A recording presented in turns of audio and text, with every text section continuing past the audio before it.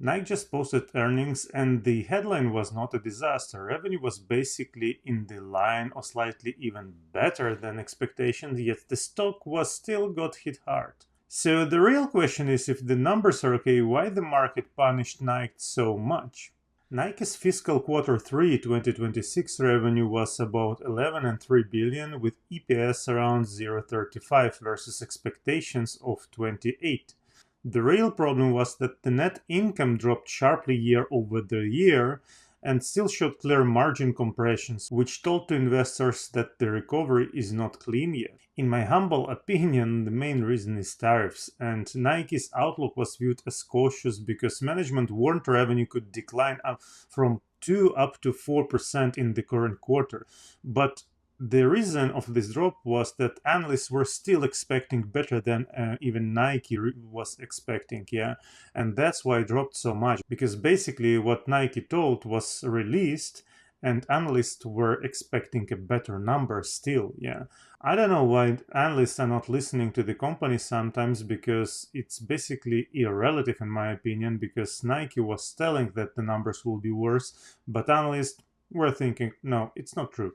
Like, kind of idiots, I think, yeah. So basically, market already was worried about the China weakness, inventory cleanup, discounts, and tariff pressure, and also multiple changes in the company when CEO has left and the old CEO came back, because his results was much better before than the last CEO.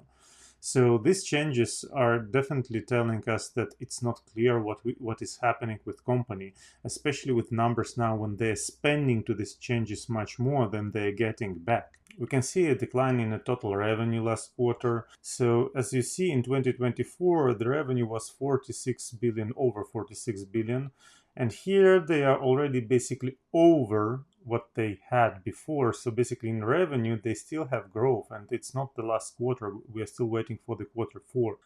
But net income is totally different story. They weren't very stable last 3 years, and here this year they have a decline, at least for the quarter 3. And I don't believe that they will be growing over the last year yet. Maybe they will be somewhere not far, or they will still have a decline. I don't see the best numbers here, so even if we go quarterly, we will see that the decline is very long term by quarters, yeah. So I'm not sure what will be happening next quarter, but it doesn't look very positive for me, at least. Why I was buying Nike before when the numbers were more positive for me, basically the main reason was that they have not bad numbers, but they're buying shares back as crazy and they're paying dividends. When I was buying, it was about 3 and 5, and now I think it's about 3 and 7%.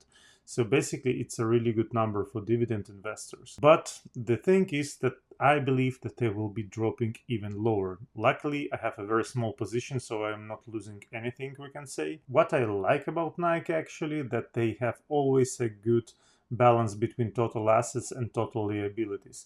As you see, the assets are always higher than liabilities. The only thing I don't like that the assets are dropping quarterly, like 4 last quarters, yeah. But to be completely honest, the liabilities are dropping as well. So, and liabilities are dropping even faster. So this is actually a good thing, yeah. Free cash flow is not super stable for the company, and I don't like that it's dropped like 50% last year. And this year it will probably drop even more. If we will take a look into the quarterly, we see that it was dropping for a while already. Yeah? And I understand that they make changes in the company. It's really normal to spend more when you make changes, but I really want to see the improvements next year already. Because if they will not be improving their free cash flow this year, I think they will be going much more lower than, yeah.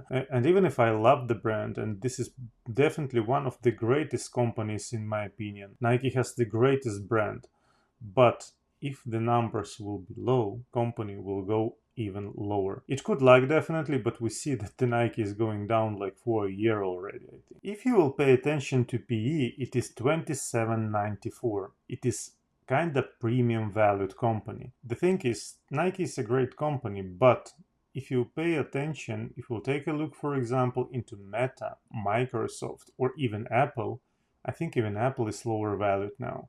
and all these companies has better growth than Nike. They don't pay so high dividends definitely, but they are not so overpriced too. And the forward PE is 22. I think Meta is cheaper with forward PE as well. So you need to ask a question, are you really ready to take this risk and wait much longer to get profits, and maybe better profits than Magnificent Seven companies? But the risk is much higher as well, and the company is not growing so well too. So basically what you're getting, great dividends, but even free cash flow is dropping. So how long they will be able to manage these dividends? This is a great question, because if we will take a look into price to free cash flow, it's 60. For the company which is growing so slowly and even not growing in some quarters, it's ridiculously expensive. I even don't know if we need to watch further.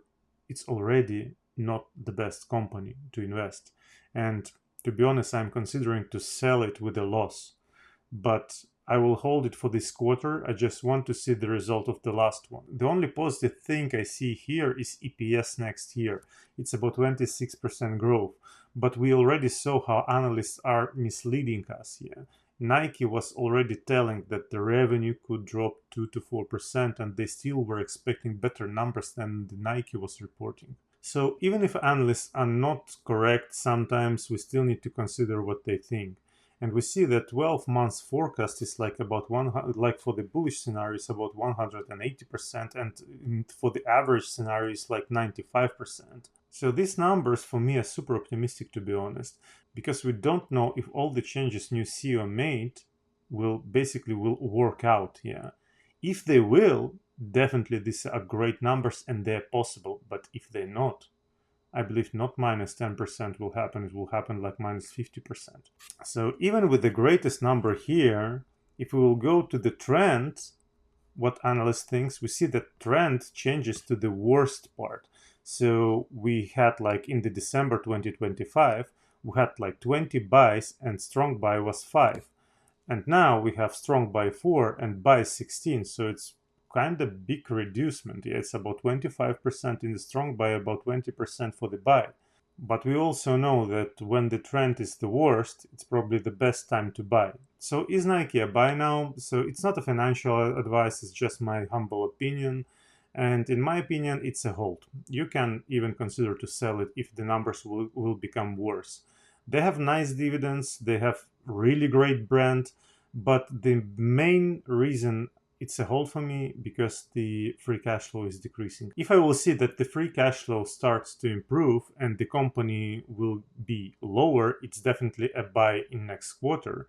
But for now, for me, it's a hold. I will hold the stocks I have, even if it's a loss. The core debate now is not whether Nike survives, but how long it takes for earnings power to fully come back. And just a small ad for myself, I just published an educational video about free cash flow, and if you're interested in it, you can see it here. Just check it out. It's just educational and you will understand why I am always pushing for the free cash flow all the time.